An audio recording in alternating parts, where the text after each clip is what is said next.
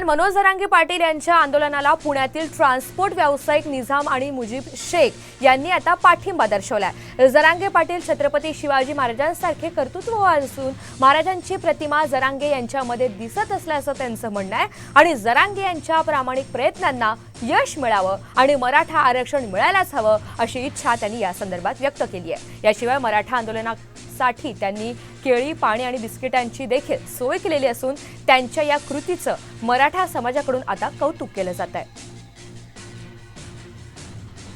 श्री छत्रपती शिवाजी महाराज की जय।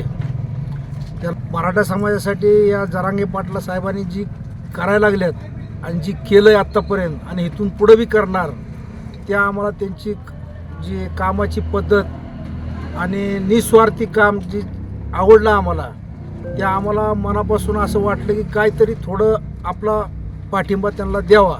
आम्ही यांना फक्त काय 2 केळी द्यायला लागलो आणि पाण्याची बॉटली